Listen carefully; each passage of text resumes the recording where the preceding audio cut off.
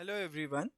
Welcome to the video lectures on Z transforms. I'm Professor Mayur Gohil. I'm taking up the above question that you see on your screen for finding the Z transform. So let us see how to go about it. So the first thing here what we see is the function that is 3 raised to n cos h phi n.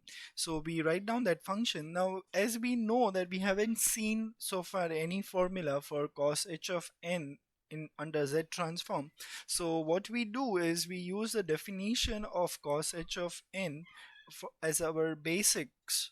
So cos h of ax, we already know that the definition is e raised to ax plus e raised to minus ax divided by 2.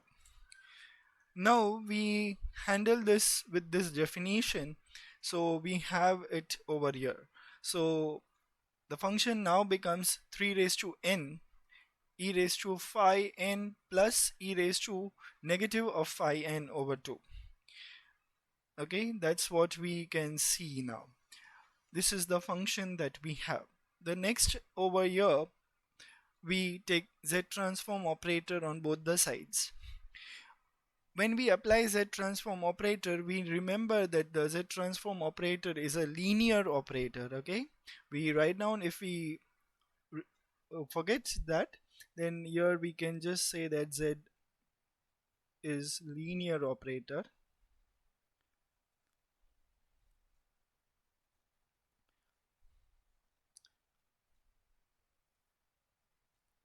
So we just mentioned it that Z is linear operator. Having said that, we now go for finding the individual component over here. So this is the first part that we can go for finding. Okay, and this is the second part that we can go on finding. We can find them individually or we can do them simultaneously, because essentially only the difference that is going to come is of some plus or minus sign. So let us see how to handle it. The first thing over here that we need is Z transform of e raised to phi n. Now remember that the formula that we are using here is Z transform of a raised to n is Z over Z minus a. This is a formula that we are using. Now when you compare this with e raised to phi n and a raised to n, if you compare, what we can see that e raised to phi whole raised to n, this is a raised to n, so a is nothing but the role of a is now taken by e raised to phi. Similarly, in the other next portion that you can see that the role of a is now taken by e raised to minus phi. I have labeled this one by capital F of Z, so I label the other one by capital G of Z. We got both the answers. Now we go for finding the first part, that is Z transform of 3 raised to n into e raised to phi n. Now this is basically by change of scale that we will need to do. This is the output that is going to happen, and similar output goes on g of z, that is we have to divide by the scaling factor whatever is there, the answer. Okay, the in the answer the variable gets replaced by z over 3. So we get that, and now we do the simplification. So in the answer, this is how it looks. Wherever you see f of z, in that wherever you find z, you replace z by z over 3, and in g of z also you do the same thing. So doing that, and we do the algebra of that, so little bit of manipulation, that is simplification rather. On simplification you will get this, it is z over z minus 3 e raised to phi, and over there you will get z over z minus 3 e raised to minus phi. Now we have got both the parts. You substitute that in this equation, okay, where we have written z transform is linear operator, you substitute them there. 1 by 2 is staying outside, you substitute your answer. Now essentially this is the answer. Okay, this is the answer. You can treat this as an answer, but sometimes, because of the relevance of the question, we may not be awarded our full marks because there is some simplification required for some mathematics teachers. As such, the steps are gonna be equivalent. There is no difference between the answer that we have got and we can get from this further algebraic manipulation. But as we see, there is cos h sitting over there, so some more simplification is possible and the answer can look little bit better. So let us see how to go about those. So you do the cross multiplication. If you are not comfortable with the further steps, you can avoid, you can hold upon here and you can see how it works in your further solutions.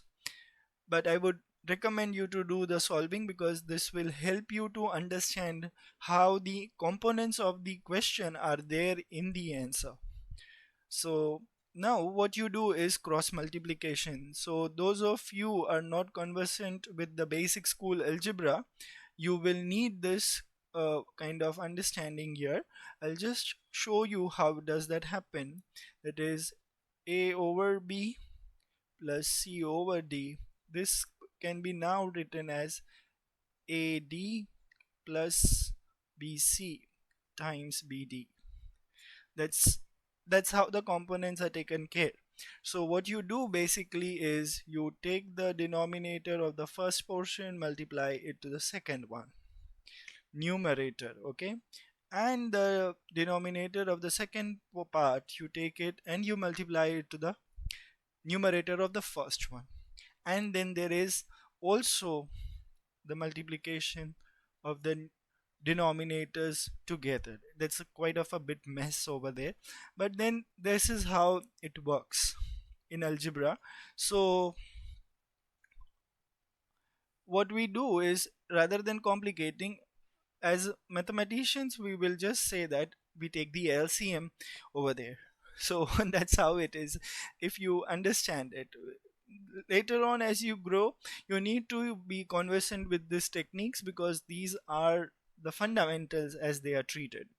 So we multiply the denominators together and we do the cross multiplication.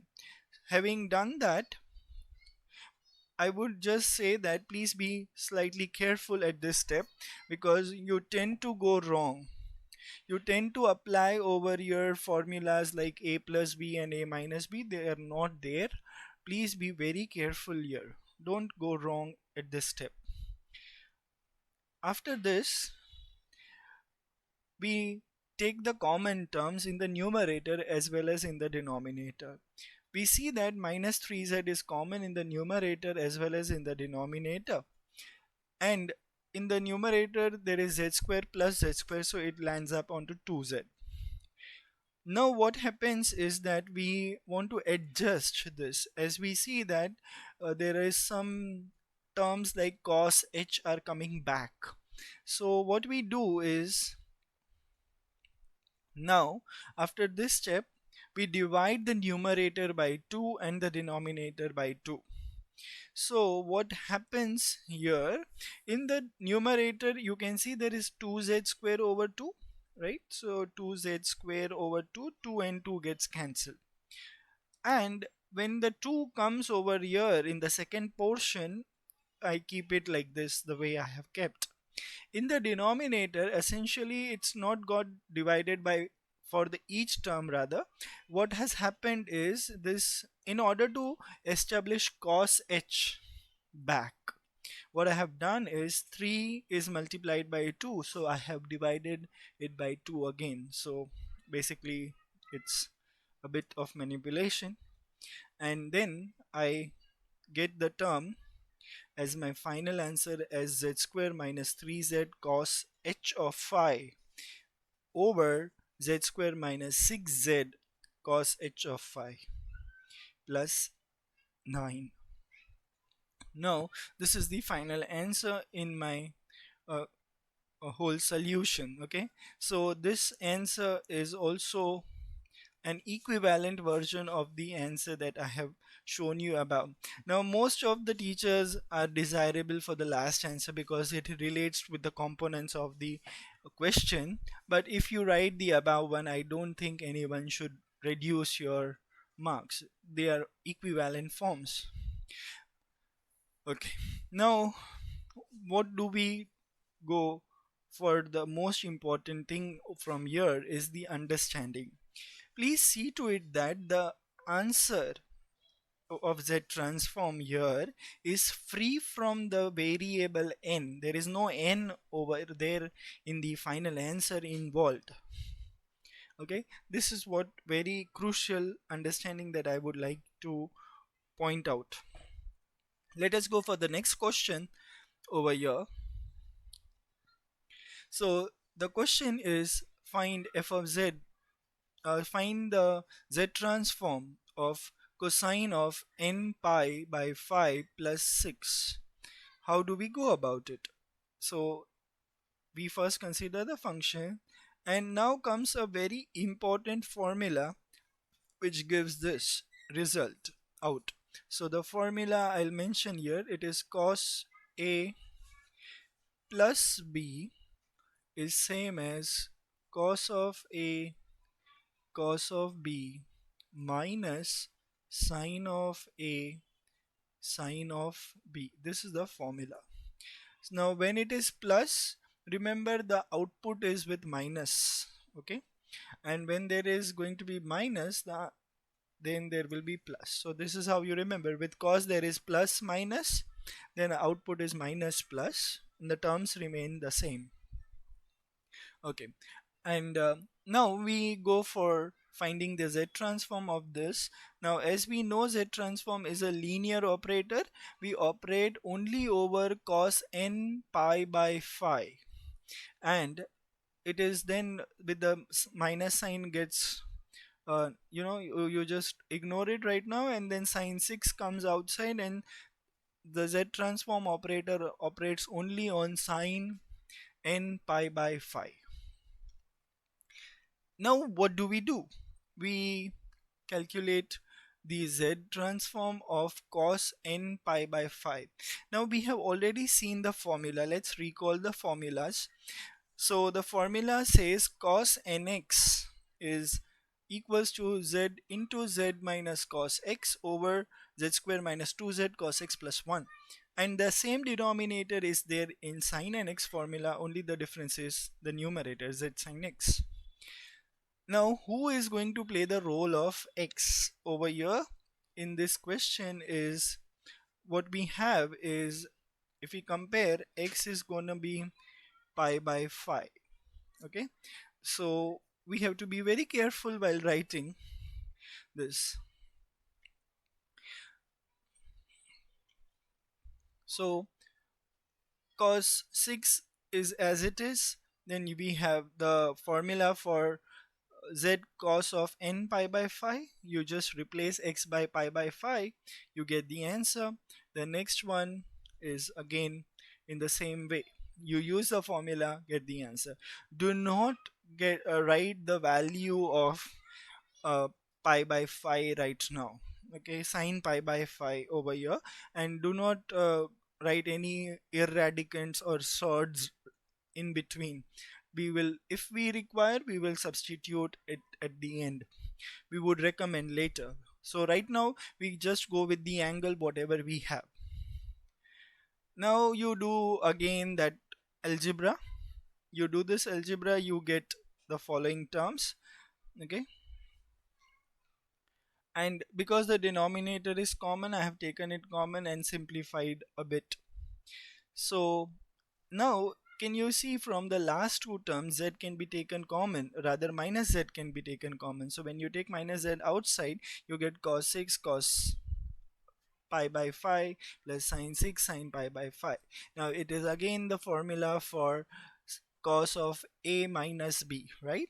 So you use that formula, and then the output has a plus sign. Okay, so Your, since it is plus, so you have cos of a minus b as your answer. So on simplification you will get this: z square cos 6 minus z cos of 6 minus pi by 5. This is the final answer over here. So this was the question that I showed you here.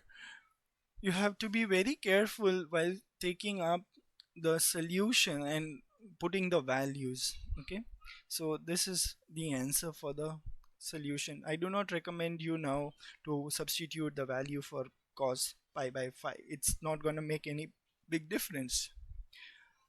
You can keep your answer this way. Okay, now you can try this question for yourself right now. It again. Okay, so if you don't get the solution, do not worry, I'll be solving this question along with you in this video lecture itself, but I would recommend you to pause the video for some time and take some time for yourself to solve along the similar lines that I have solved for you, and so that you can manage the whole stuff out, because it's a very good question and I hope it benefits you to develop the skill. So I hope you can solve this with the help of this formulas that I have given you. I would like to give you one more formula here, then that is sine of a plus minus b is same as sine of a cos of b plus minus cos of a sine of b. And you can use the formula sine of pi by 4 is equals to 1 by root 2, which is cos of pi by 4. Okay, so you can use these two formulas to get your answer.